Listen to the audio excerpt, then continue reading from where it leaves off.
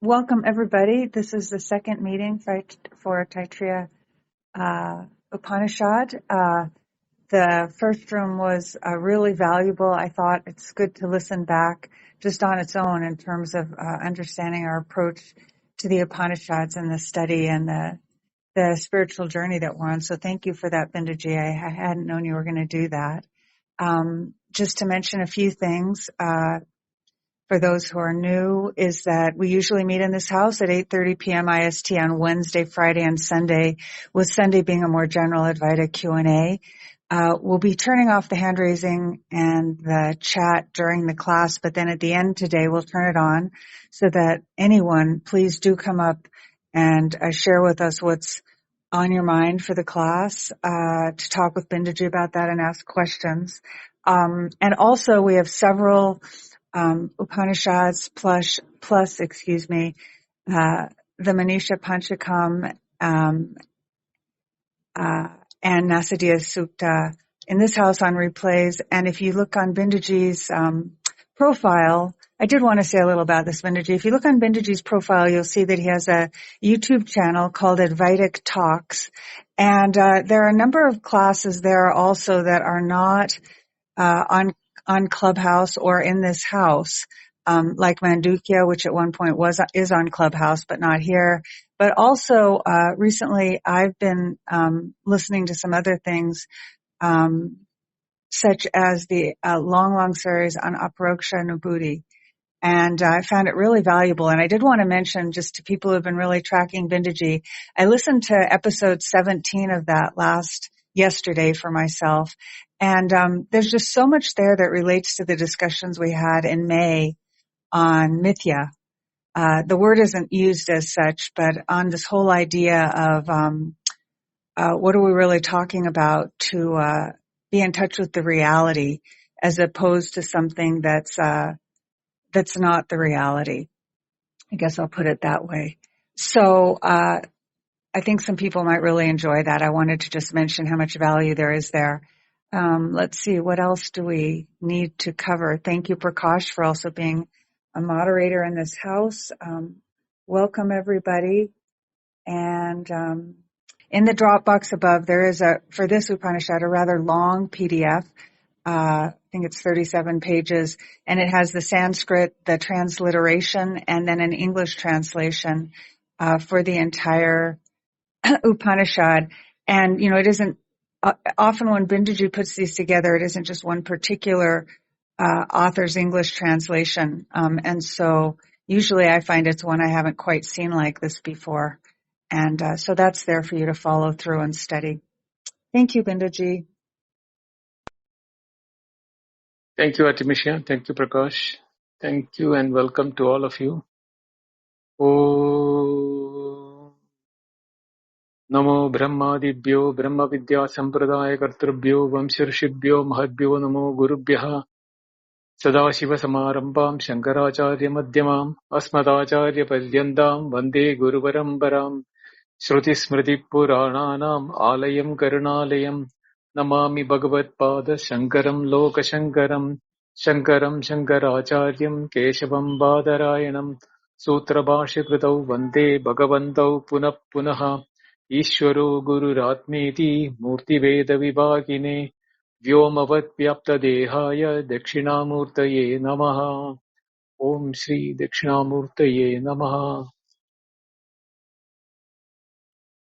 Santi Mantram Om Shanno Mitra Shamvarunaha Shanno Bhavatvaryama Shanna Indro Brihaspatihi Shanno Vishnurukramaha Namo Brahmane Namaste Vayo Tvameva Pratyaksham Brahmasi Tvameva Pratyaksham Brahma Vadishyami Ridam Vadishyami Satyam vadishyami tanmamavatu tadvaktaramavatu avatu mam avatu vaktaram Om Shanti Shanti Shanti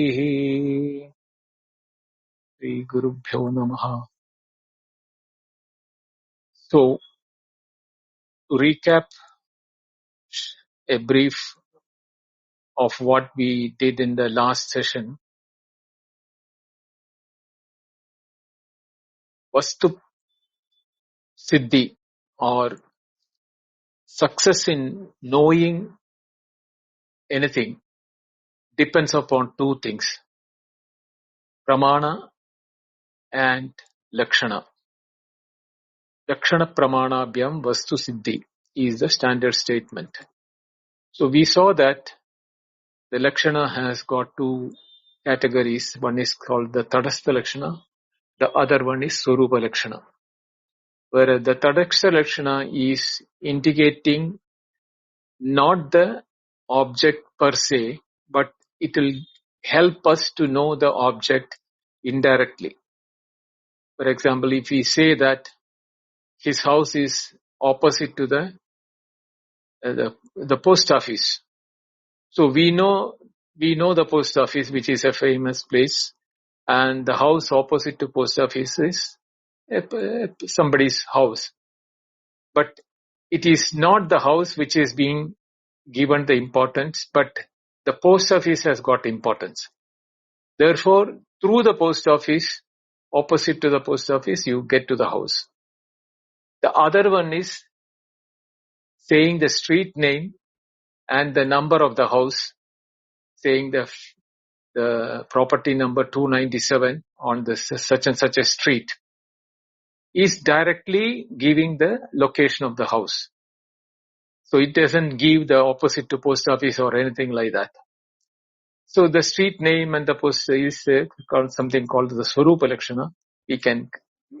Something similar to that. As far as Pramana is concerned, we have Karanam Pramanam. The instrument through which a knowledge is generated is called Pramana. So in the case of Vedas and Upanishad, the Pramana which are accepted are Pratyaksha, Anumana, Upamana, Arthapatti, Anupalabdhi, and Shabda.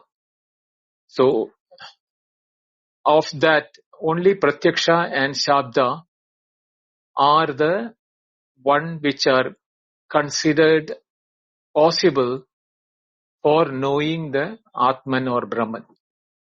Now, Pratyaksha normally is by perception through the sense organs and the mind. But there is something called Aparoksha. Pratyaksha means direct perception. Paroksha means which is not perceivable directly. So, what is opposite of not perceivable directly? It should be perceivable directly, but the word pratyaksha is not being used. There, aparoksha is being used. Aparoksha. Paroksha means not pratyaksha. So, what is not paroksha is typically pratyaksha, but it is neither pratyaksha and not paroksha, but it is aparoksha. It is perceived, it can be perceived directly, but not through the sense organs and the mind. But it is a perception, or it is a knowing. That is what is called the knowledge of Atma or Brahman. So here Pratyaksha is not the normal sense which we use. It is by the experience of being the self. But that is not possible for all of us to reach to that level of perceiving ourselves, because Paranchikani Vidaranat Swayambhu Tasmat Parang Gasyati Nandaratman Kaschidira Pratyakatmanamachat Avrita Chakshu Amrutattvam, which we studied in the Kathopanishad. All the sense organs are placed in our body by the Creator, looking outwardly from the body. Pranchikani. So we cannot see what is inside the body or what is being in the body by the sense organs. So Pratyaksha will not work there. Kaschid dhiraha pratyakatmanam aikshat.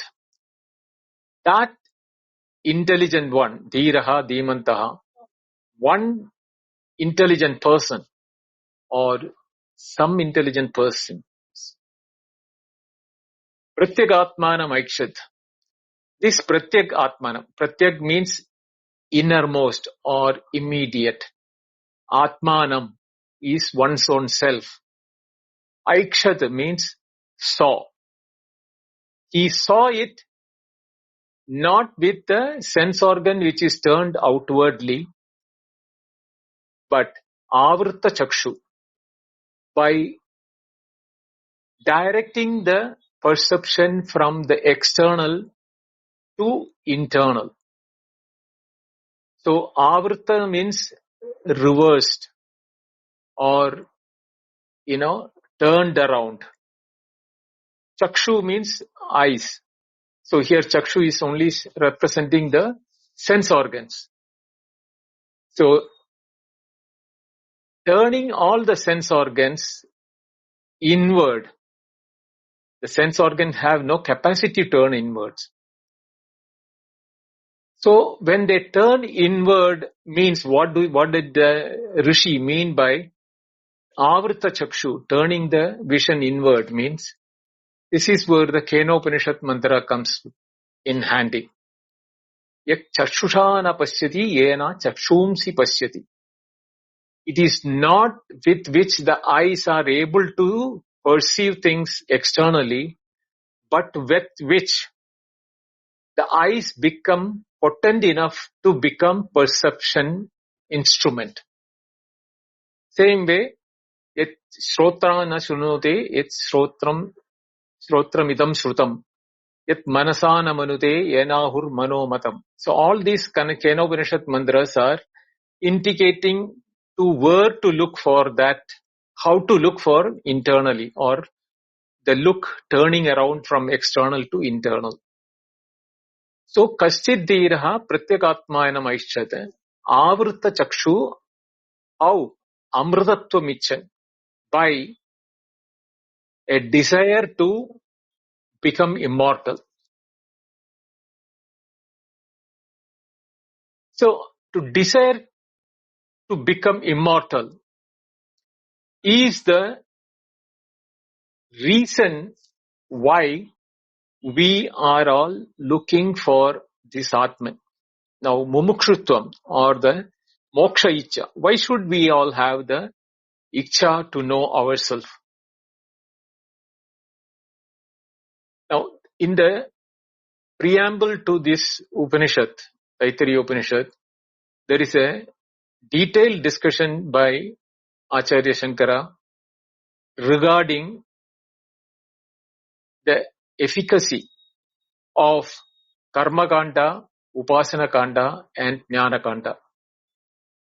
Since it is highly technical and with lot of technological or what you call paribhashika shabdas, or the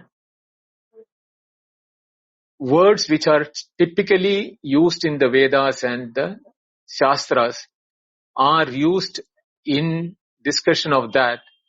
I am not reading that discussion in reading it purposefully, and because then I have to explain each of the terminology and explain it, which is of no use in today's sense, because nobody is doing those Vedic activities and nobody can even understand what does it mean by. So, Amrutattvam Ichan is the word which is caught my attention, which I thought will use, because that is the one which is the importance with which Shankaracharya also did the explanation of the preamble of Taitareeya Upanishad. So the discussion was between the Mimamsakas and Shankaracharya. were Mimamsakas or the Purva Mimamsa, the earlier part, Karma Kanda, those who are in the ritualistic adherence, they were arguing that, by doing what is ordained in the Vedas, Vidhi, you acquire punya or the fruits of good deeds, and then you will become immortal in the Swargaloka, in the Loka of Brihaspati or Prajapati. So Shankaracharya says that activity per se has a beginning, therefore it has got an end. So too is the results of any action. No action can give eternal result or a result which is eternal in nature. Because what starts in time and ends in time, the result also will start in time and end in time. That goes without saying.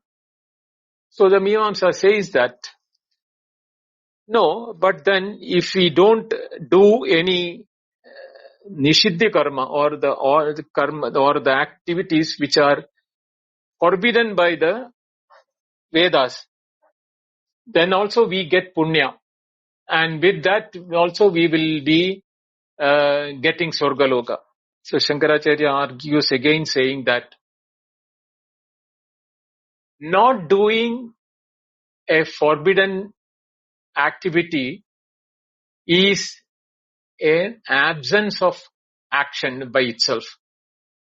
And absence of action can never give rise to any positive result.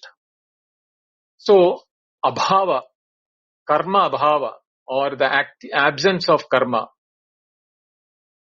by not doing the forbidden activities of Vedas, you are not going to get punya, because punya is a positive thing, or the results of a good deed is a positive thing.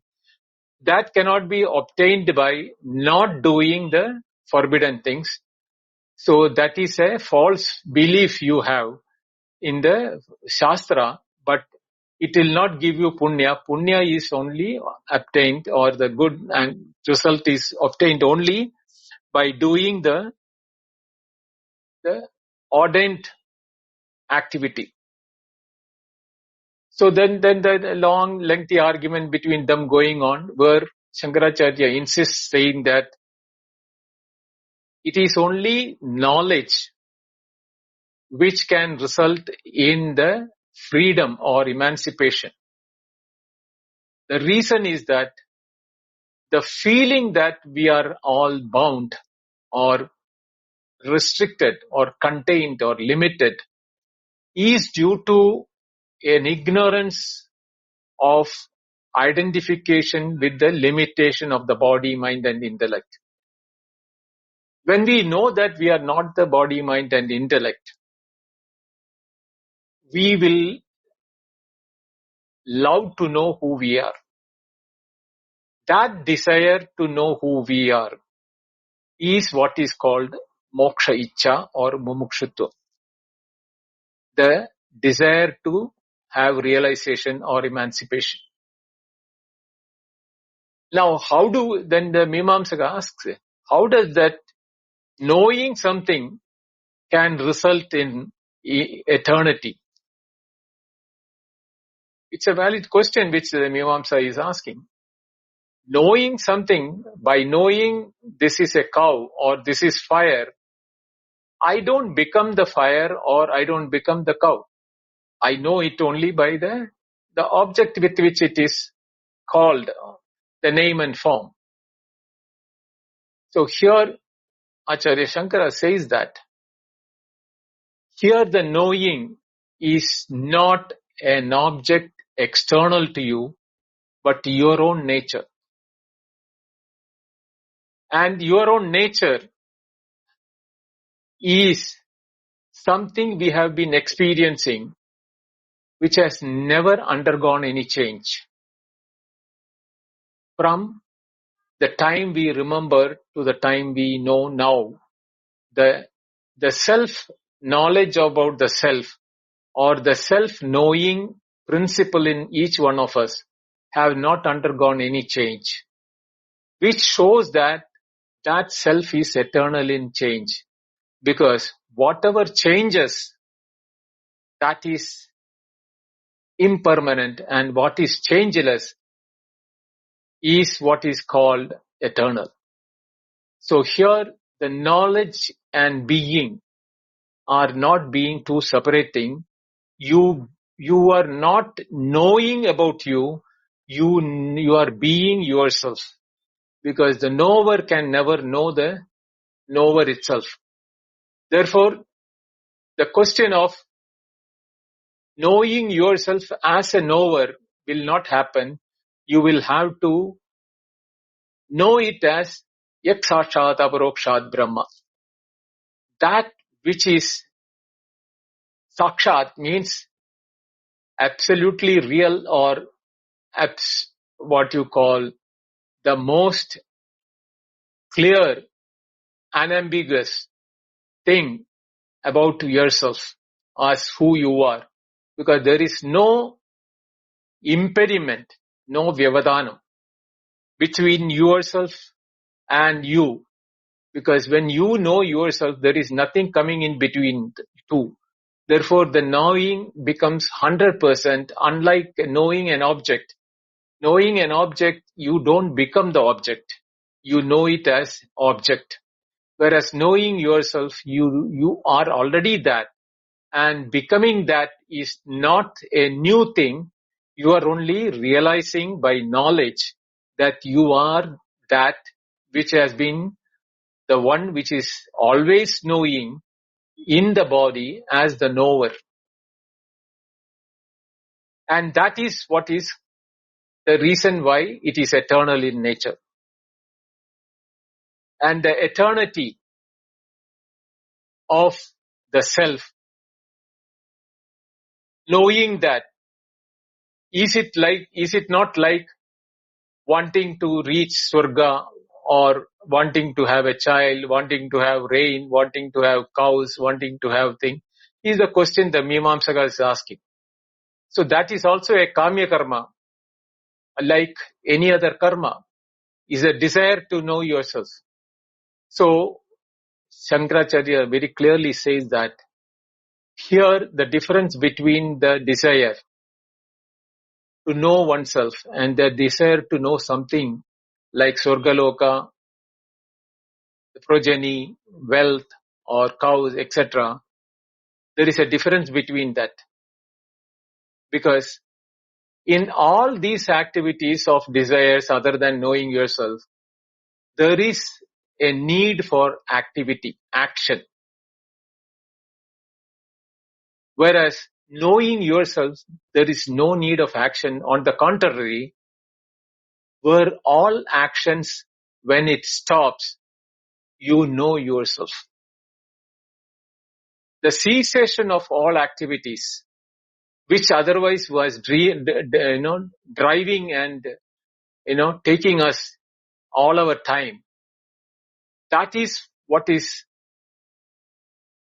prohibiting us in knowing ourselves. The cessation of all that, this knowledge shines by itself. And that is the Swaprakashata, or the self-effulgence of the knowledge of the self. Because in all other karmas, like right from the Surgaloka to the cows, whatever you desire is driven by an activity, and you will have to work towards it. Whereas here you are not working towards anything to know yourself. When all the ceases, when the word used by Acharya Shankara is that krita krityata, krita krityam. When you feel that there is nothing more to be done, is something similar. You want to reach your house, and after reaching the house, you still keep walking. So if somebody asks you, why are you still keep walking? No, I want to go to my house. Will anybody say like that? No. Having reached the house, you stop walking towards your house. You relax. You become satisfied having reached the house. Something similar, having reached the destination or having understood that activity is not required to reach yourself because you are been always there and you are always that one entity, eternal entity, which was knowing everything under the knowledge of which every activity was going on. So, with this preamble, the methodology adopted by this Upanishad is that the first chapter is on the meditation. Now, the question came, if nothing need to be done, why this meditation or why all this, is being recommended by the Upanishad? So the answer is,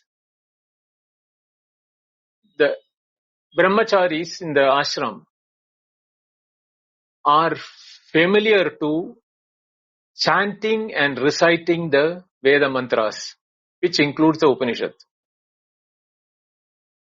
But they have no knowledge about Atman or Brahman, and the knowledge about Atman and Brahman cannot be passed on directly through words also. In the second chapter, we will hear the Yato Vacho Nivartande Aprapya Manasasaha, where the words fail to describe and the mind becomes impotent to know it or conceive it. So the brahmacharis were chanting these mantras and they were not knowing how to derive the meaning or how to know Brahman, which was there, what they were chanting. So the methodology adopted by the Upanishad is by meditating on different aspects of their chanting itself as a methodology of meditation. Now, here you will find that the methodology used in the first Anuvak, or from the first four Anuvaks are, Anuvak is the section, the sub-chapter, each one is an Anuvak, means each section. So, in that, the meditation methods are given one by one. So, we will go to that meditation. Before that, let us understand the exact meaning of the Shanti mantra, which is required, because if the teacher and the student are not tuned properly, the synchronization of their thoughts, the synchronization of their understanding, if it is not happening properly, the teaching can never be transmitted in 100% efficacy. For that purpose is the first Anuvak where the Shanti mantra has been said. Shamno mitra shamvarunaha, shamno bhavatvaryama, shamna indro brihaspatihi, shamno vishnurukramaha, namo brahmane namaste vayo, tvameva pratyaksham brahmasi, tvameva pratyaksham brahma vadishyami, ritam vadishyami, satyam vadishyami, tanmam avatu, tad vaktaram avatu, avatu mam, avatu vaktaram. Om Shanti Shanti. Here, the way in which we have to understand is mitra. Mitraha, naha, sham, varunaha, nam, sham, bhavatu. So, mitra may mitra be propitious to us or be benevolent to us. And also, varuna. Then it says, Aryamaha naha sham bhavatu. May Aryaman be propitious to us. Then Indra Brihaspati naha sham. Let Indra and Brihaspati be benevolent to us. Rurukramaha, all-pervasive Vishnu, the all-pervasive Vishnu, Shamnaha, may be benevolent to us, Bhavatu. It is the first one. Mitra is the presiding deity for the day as well as of the prana, both. Varuna is the presiding deity for the night, water and apana. Aryaman is the presiding deity of the sun as well as of the eyes. Indra is the presiding deity of strength of the hands as well as of the lightning and rain. Brihaspati is the presiding deity for speech as well as of intellect. And Vishnu, which is all-pervading, is the presiding deity of legs as well as of the highest heaven. So, the student and the teacher is seeking the blessing of all the above. Namo Brahmane Namaste Vayo Tvameva Pratyaksham Brahmasi Tvameva Pratyaksham Brahma Vadishyami Ridam Vadishyami Satyam Vadishyami. So Brahmane, to that Brahman, Namaha is my adoration. Vayoho Te Namaha. To that Vayu is my adoration or my prostrations. Tvam eva, you are indeed Pratyaksham Brahma. You are indeed the visible form of Brahman for me.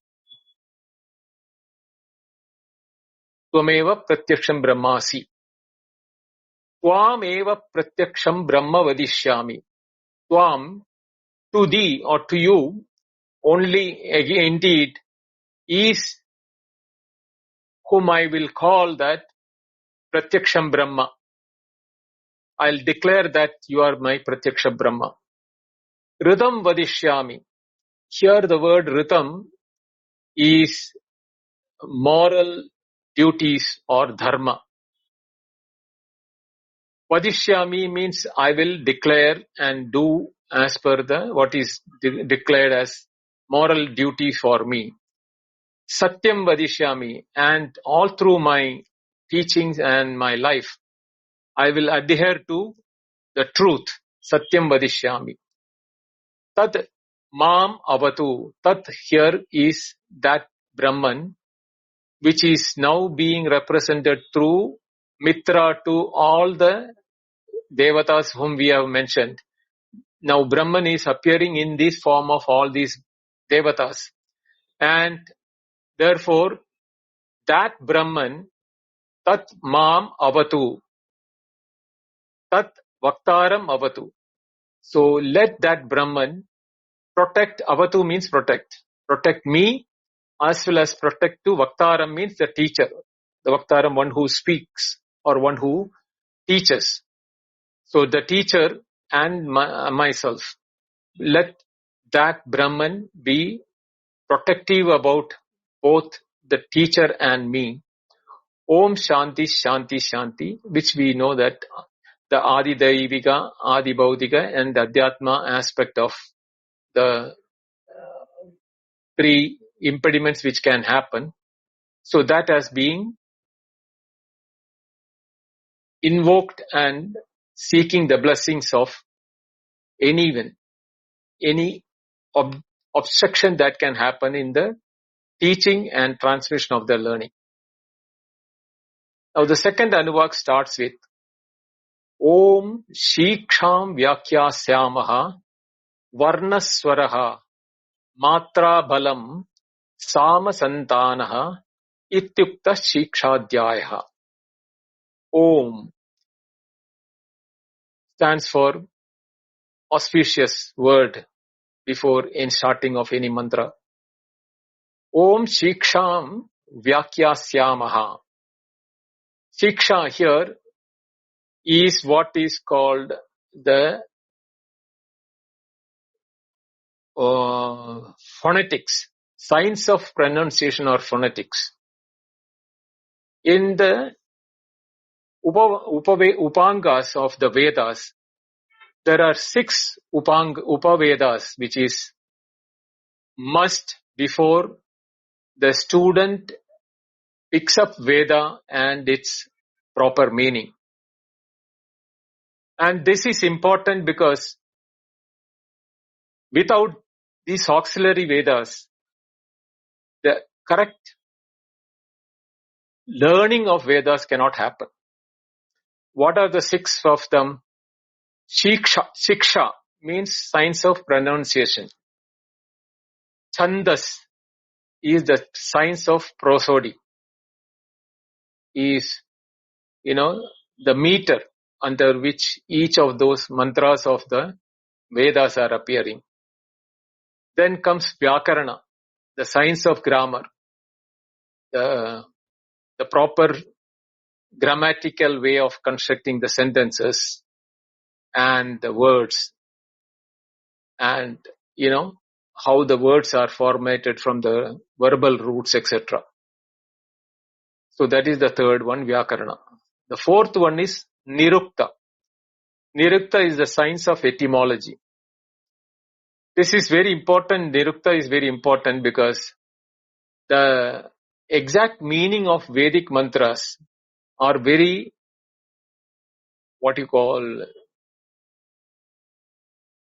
difficult to understand if one hears it directly.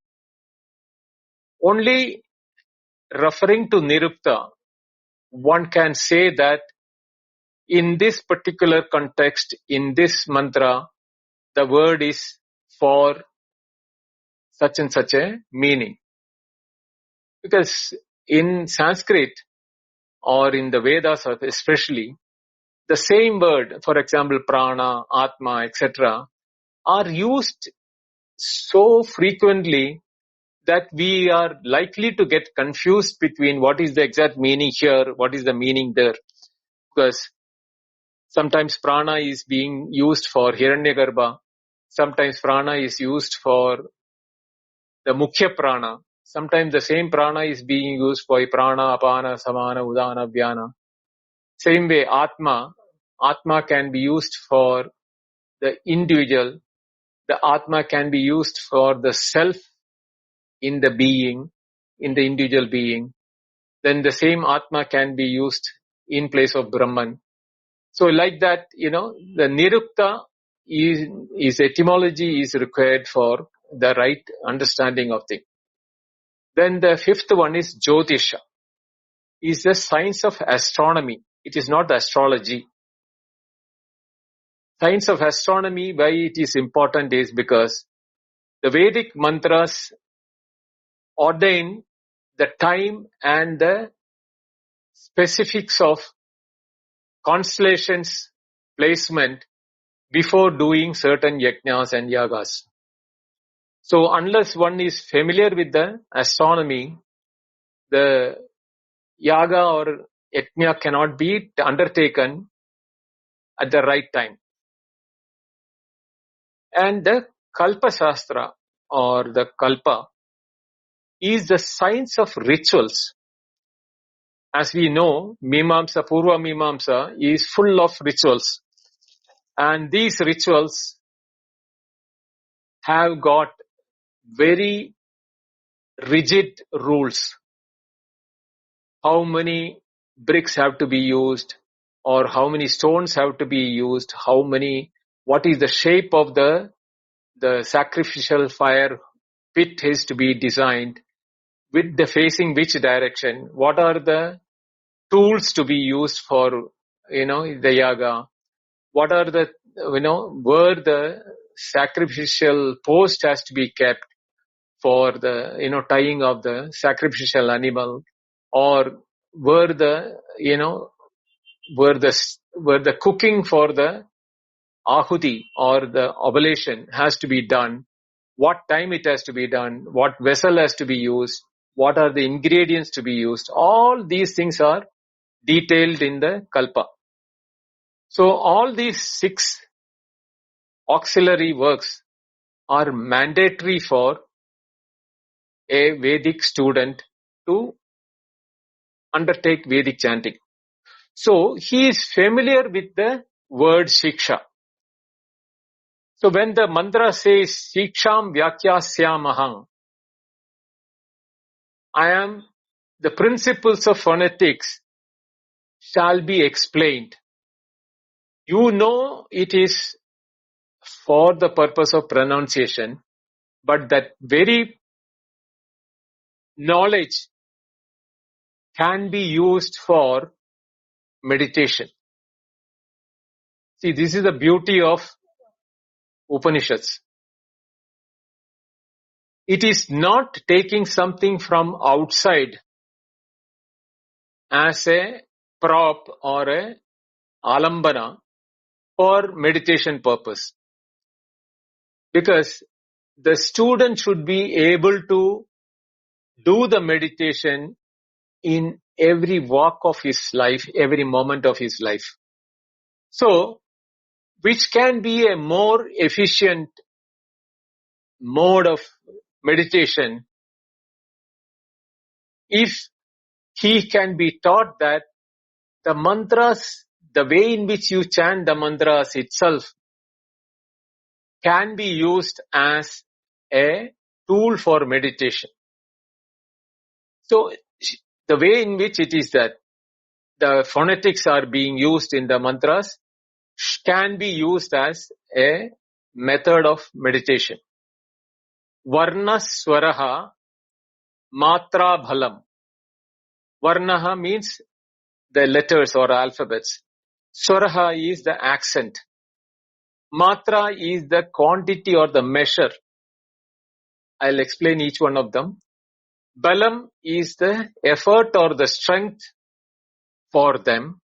Sama means is the modulation. Santanaha is continuity. Actually speaking, continuity or conjunction.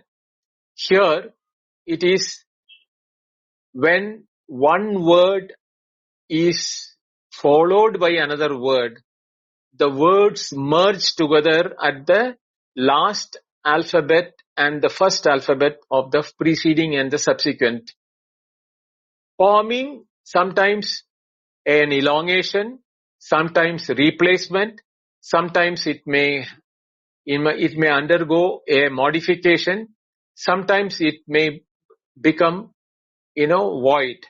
So these are the many of the methods in which the conjunction takes place in the two words when it is being joined. So mantra, when you are chanting, you are not chanting word by word.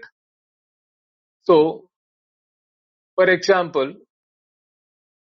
in the Guru, this thing, Akanta Mandalakaram, Vyaptam Yena Characharam. So there, Characharam, Vyaptam, Yena, Characharam. So we could split the words there. Whereas in the next line, Chakshurun Milidam Yena, it is one word, but it is made up of many words in between.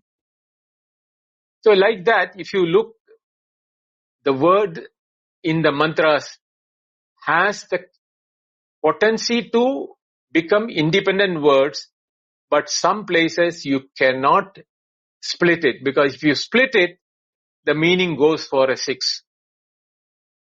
So without splitting, you have to do the whole thing. So when you chant this mantras, Taitareeya mantras, you can really understand that. The chanting is long, that's why I'm not chanting it. Otherwise, Prasad would have helped me to chant that. But I will definitely make you hear one day the chanting of the entire Taitareeya. So here we have to understand that this methodology of using the varna, the swaraha, matra, balam, samaha, santanaha, iti shiksha dhyayaha.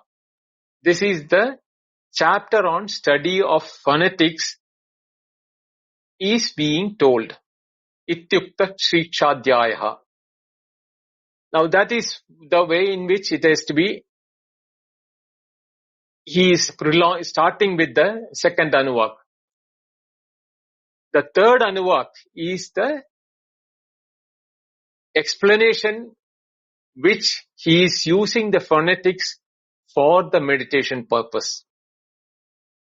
Sahanau Yashaha, because he is now again before the meditation there is a small mantra. Sahanau Yashaha, Sahanau Brahmavarchasam, Athathach Sanghitayam Upanishadam Vyakyasyamaha, Panjaswadikaraneshu, Atilokamadityaudishamadi Vidyamadi Prajamadhyatmam, Ta Mahasamhita Ityachakshate, Athadilokam, Prithivi Purvarupam, Dyaurutara Rupam, Akashasantihi. So, here, Sahanau Yashaha, Sahanau Brahma Varchasam. These are the two things. So what is it? Now Saha, to us both, Yashaha, let there be Yashas, or fame to be to both of us, means the teacher and the student. Now Saha Brahma Varchasam. Now the word Brahma Varchasam means the bright, Varchas means brightness. Brahma Varchasam means the brightness of Brahma be on us both. Now how can be the brightness of Brahma be on us both? When you are doing the Brahmacharya, you are virtually doing the Achara of Brahma in the forms of Vedic mantras. So when you keep chanting these Vedic mantras, both the teacher and the student, the teacher is teaching, the student is repeating that, in that form, the thing, it becomes a sacred knowledge of spiritual life between them. And there is a holiness of spirituality in the atmosphere, and those who are chanting become radiant with this knowledge, even though they are not the teacher, of course, the student also is chanting it, and therefore there is a sort of mental peace, harmony and radiance in the student also, which is the virtues, what is being talked about here, Brahma Varchasa. Due to this repetition of Brahma, or the Veda itself is Brahma. Ataha Samhitayam. Now, hereafter, Samhitayaha, of the sacred teachings about the conjunctions. Samhita means joining. Samhita is a conjunction of joining alphabets or words. Upanishadam is the sacred teachings of Veda. Upanishad, actually the meaning can be, in one of the earlier classes I have told that, sitting next to the teacher and learning the teaching is called Upanishad here. No, it can also mean the Vedanta, is a different meaning for it. But here the meaning it is to be used is to be taken as sitting next to the teacher, sitting, the teacher sits on a pedestal or on a dais, and the students are sitting on the floor below that. So near to the teacher, surrounding the teacher. So that is why it is called Upanishadam. Panchasu Adhikaraneshu, in 5 chapters. Panchasu means 5. Adhikaraneshu means chapters. Vyakyasyamaha, we shall explain. What are that panchas and what are the 5 chapters? Adilokam, with regard to the world. Lokam means world. Adilokam means, Adi means with reference to. Adi Jaudisham. So, Jyotisham means astronomy or light. With regard to usage of light from the stars and the sun and the moon. Adilokam, Adijyotisham. Adividyam is with regards to the knowledge, Vidya itself. Adiprajam is Praja is progeny. There is with respect to the progeny. Adhyatmam with respect to the individual or the soul or Atma. Ta, that Dirga, Ta means they. Mahasamhitaha iti. They are known as the 5 great conjunctions. Achakshate means they are known or called as the 5 great conjunctions. Atha adilokam, in the following, adilokam with regards to the world, Prithvi purva rupam, Dyav uttara rupam, Akasha santihi. So here you have to understand that in the world, with respect to the world, a conjunction is to be meditated upon, where imagine the first word is represented by the earth. Prithvi Purva Rupam, the first one. Purva Rupam means the first prior one. Dyav Uttara Rupam. Dyav means the heavens. Above the earth, whatever is there, is the Upparam, is the posterior one or the latter one. So the previous one is Prithvi, and followed by Dyav is the heaven, and Akasha Santihi. What is the conjunction between the two? Is the space or the ether. Akasha means the sky. Sky is the union for linking the earth and the heaven, and that is done by the what you call the sky as the co-joining entity. Vayu Sandhanam. Sandhanam means normally it is progeny or continuity. A progeny is the continuity of the parent, the father and mother, and therefore the Sandhanam is called progeny. Here, because the earth and the heaven or the higher worlds is when it is joined together by the sky in between, the air is formed. Vayu Sandhanam. Ityadilokam. This is how you have to meditate upon the Adilokam, means the world. The world is similar to you have a word in the front, you have a word in the behind or later word. When you join them together, there is a rule which is making them joining together. For example, Maha Ishwaraha. So Maha, the last alphabet is A. Ishwaraha is E. So the Purva Rupam or the front one is Maha. The latter one is Ishwaraha. And what is the Sandhanam? What is the Sandhihi or conjunction? Conjunction is the joining of the ending A of Maha and the first alphabet of Ishwaraha, E. So A plus E is the Sandhihi, is the joining. And when I and E is joined together, you get A. So Maheshwara.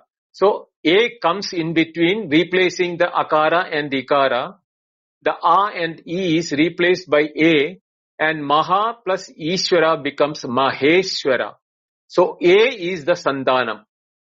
Same way, Prithvi and Dyav are the previous and the latter words. Akasha is the Sandhi. is the one which is joining them together, and the product, Sandanam, out of them is Vayu. This is the Adilokam. Adadi Jaudisham.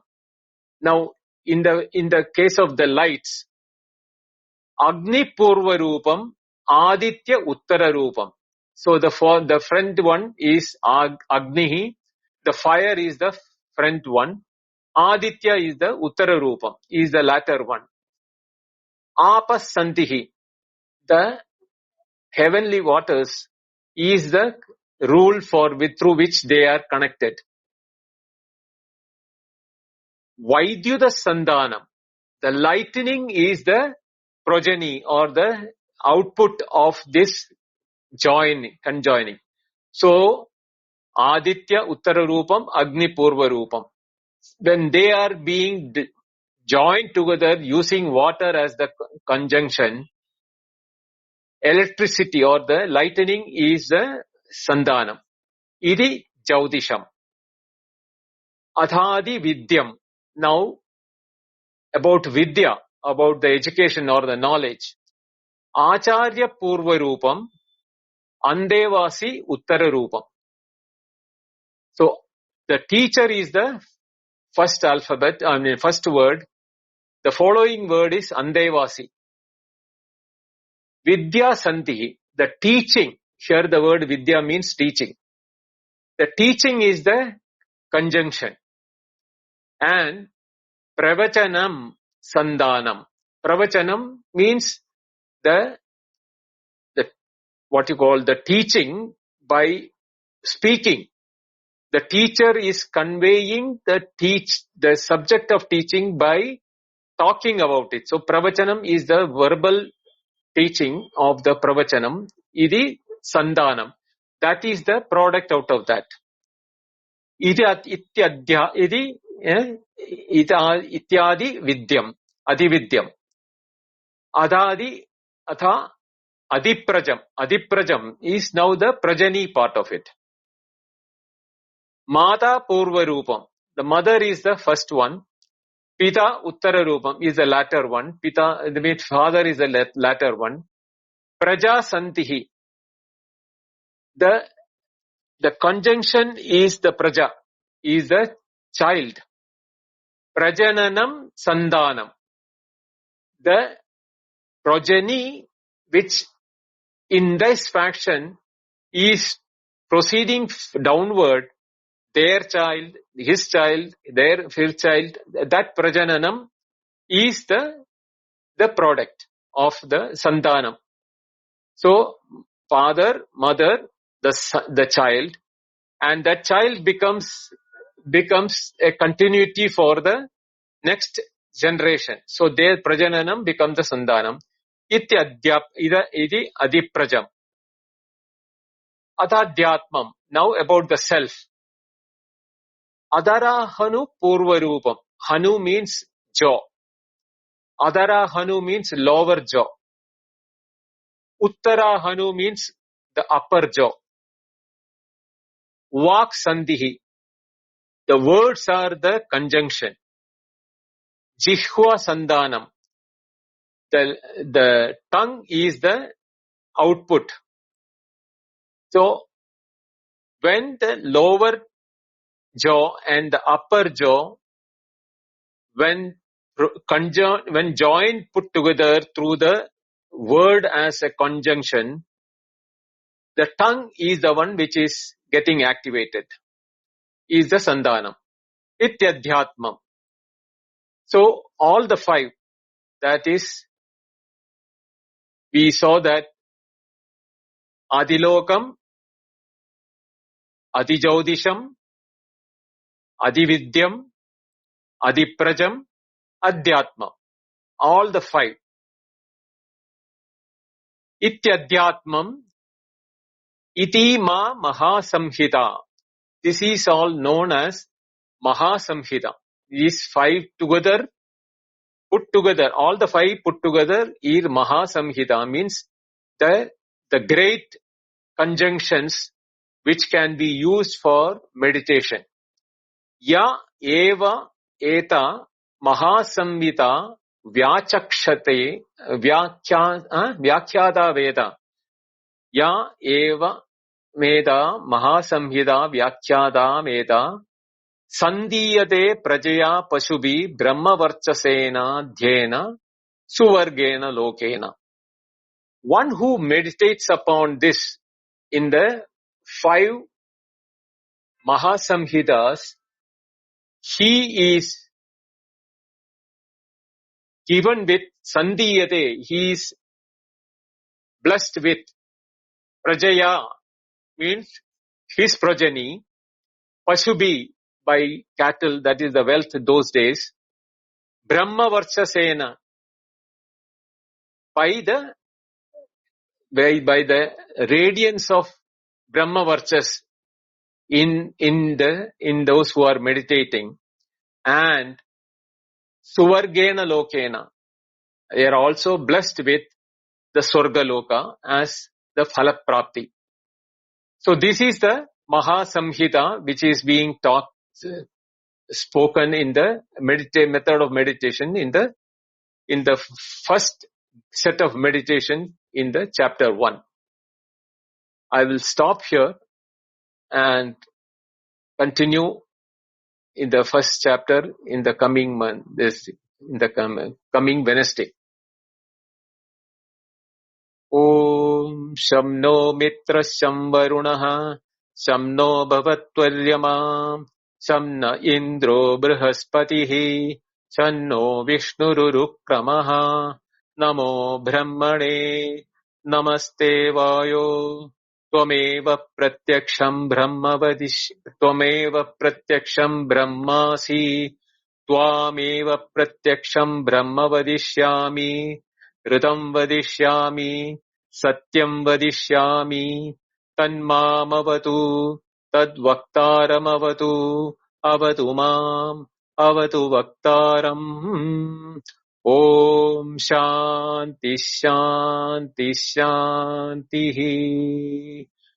Om Purnamada Purnamidam Purnat Purnamudachyate Purnasya Purnamadaya Purnameva Vasishyate. Om Shanti Shanti Shanti. Harihi Om. Shri Gurubhyo Namaha. Harihi Om. Thank you. Dhanyavada. Thank you so much, Bindaji. Really beautiful class. For everyone to know, in just a moment, we'll open the hand raising and turn on the chat. And we hope you'll come up and discuss anything that's on your mind with Bindaji regarding the class today. And remember that we'll have a general Q&A on Sundays. I just wanted to thank you for a couple things that I really appreciated in the class today, Bindaji. One was when you were talking about the difference between looking outward for the answers and what we can actually gain by turning inwards. And the way you spoke about that was a little different, and I really appreciated it. And also there's always this ongoing discussion in clubhouse rooms about what's meant by things being eternal or free of time. And again, I felt like the way you talked about that today kind of brings it out of a kind of a strange and magical idea into something that should be accessible to all of us. So, Hari Om, and thank you so much for that. Before we turn the room over to everybody and Bindo, Prakash, did you want to comment on today's class at all? And I'll go ahead and open hand raising and so forth. Yeah, pranams. Thank you, Artemisia, Bindoji. Today's class was very immersive in terms of how one uses the skill of mantras or chanting or slokas, how one enunciates that, and how it is a very in-depth view. So I have to slowly digest it. But I was wondering, is there along with the Upanishad, the learning with the teacher, is there guidance where when the student is away from the teacher, Bindoji? Well, in the traditional teaching it is not possible, because 12 years the child dedicates day in and out to be around the teacher, not only learning the Vedas, but also helping the teacher in his rituals, thereby getting exposure to the rituals. And that way it becomes easier for the teacher to refer to that when he is teaching also, because he is the teacher and the student have done something together in the yajna or the yagashala together. So the methodology of teaching the Vedas are, you have to dedicate yourself for 12 years in a Gurukula with the teacher, day in and day out. There is no other way. Thank you, Binduji.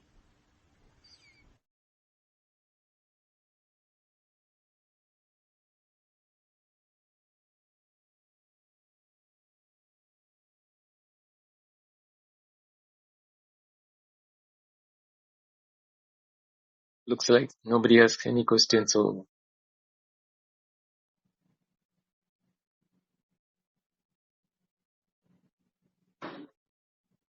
Namaste, Hari Om Venkatesh. Vidya.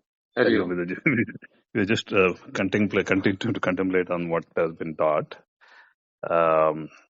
This is Siksha Valli is a complete new exposure, Binduji. That's why it is going to take some time to our tubelates to come on. That is my tubelate. So this 5 heads, 5 samhitas to be contemplated upon. The combination given, the words and the light, and it comes to the Atman, the the progeny, the human. I think the 5 combination, 5 samhitas. Any specific distinction why these 5 are chosen? There can be many. Why only these 5? Some insight, Binduji, to contemplate. I know we're going to chant and go through this, but why only these 5? I cannot say why this 5, because that is how the Vedas have prioritized. So there must be a reason why this 5 has been chosen as the modes of meditation. For example, Varna Swaraha, Matra Balam, all those things. In the Varna, if you may not be, the people who are not familiar with the Sanskrit, I can tell that every consonant without an alphabet cannot be spoken, because in English a vowel can be added and kept in between, but the pronunciation comes with the vowel. But in Sanskrit, the vowels are taken separate, the consonants are taken separate, and then when you are doing a chanting and all, the vowels have got, some of the vowels have got 18 variations. Now these 18 variation, the vowel in English doesn't go through any variation, as A is A only. But if you look at it, that usage in English also, the difference between PUT put and BUT but, the same alphabets, but only the consonant, that one which has in the beginning has gone through from Peter to butterfly. So that has changed from P to B, and you get put and but. But in Sanskrit, there cannot be such anomalies. That has a place, and that has to be uttered in that way only. So the word A has got Udatta, Anudatta, Swarita, and the normal pronunciation. So these three, Udatta, Anudatta, Swarita, how it is differentiated, it is not, only a person who is familiar with the chanting can differentiate it. Not only that, there is Hriswa Dirgha Pluta, means Hriswa means short, Dirgha means 2 measures, Pluta means more than 3, is how it is being uttered. For example, there's 3 that. So if you look at that, then there is nasal and non-nasal, nasika and ananunasika, nasika, ananunasika. The so you can make out slight difference between the nasal and the non-nasal . So you have 2 nasal and non-nasal. You have Hriswa Dirgha Pluta 3, and then you have got Udatta, Anudatta, Swarita 3. So you have got 8 combination of this put together, 18 places from where you can utter the same word A. Then you have got A, I, U, R, E, I, O, A. All those things are there. So in the Maheshwara Sutra, which is it is how the Vyakarana is being taught. So if you look at that way, one who studies this, he will when he is uttering a Sanskrit word, it will be perfect and absolutely clear to the person who is hearing. He knows exactly. Now, when it is being joined by one word followed by another word, there are rules which way you have to utter the conjunction. But the words being the same, if you utter it in a different form, the meaning of the conjunction changes. For example, Indra Shatru. Indrasya Shatru is one word. Means the enemy of Indra is one meaning it is. The same Indra Shatru. When it is said, it becomes Bahuvri. In Shatru, Indra for whom he is a Shatru, becomes that. It is not Indrasya Shatru. So the meaning changes just by whether you are doing it by in one way of pronouncing it or the other way of pronouncing it. The meaning changes. A typical example is that one Rishi want to kill Indra because Indra killed his son. So he is doing a yaga to get one more son, and he wanted that son to kill Indra. So Indra, knowing very well that that sage has got such power, he goes and tells Saraswati to sit in the tongue of the Ritvik who is chanting the mantra, so that the meaning of the chanting changes, and instead of becoming Indra's enemy, it becomes Indra whose enemy. So that son becomes the enemy, will be killed by the Indra. So that is the story in the way in which it is being explained. So you can see that this Siksha is the same way the student will be remembering about the 5 Mahayutis, or what you call that is Maha Sanghita. Atilokam, Adijaudisham, Adividya, Adiprajam, and Adhyatma. All the 5 places. Why this conjunction? See, for example, when it is a Prithivi Uttara Rupam, the Prithivi Purva Rupam, Dhyau Uttara Rupam, Akasha Santihi, Vaidyuda Santanam. So, no, Vayu Santanam, like that, when you are taking that, the one who is chanting should also remember that Sandhi should be in such a way that it should not be an enemy to one of the Purva Rupam, Uttara Rupam, and like that, the way in which it should be chanted is that it should have a harmony between the words. That will be kept in the mind by the one who chants. So that is why these 5 are taken where there is a harmony between them. The father, the mother and the son and the progenies. There is a harmony in the family. So that is how it is being kept.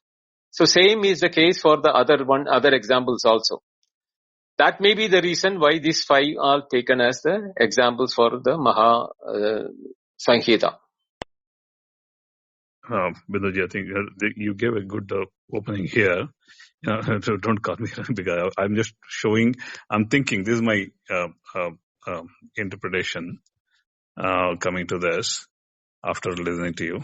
The 5 samhitas are it has to be interpreted inward, not gross form. Say the first samhita is heaven and earth and how it is connected. The inner world, the world within.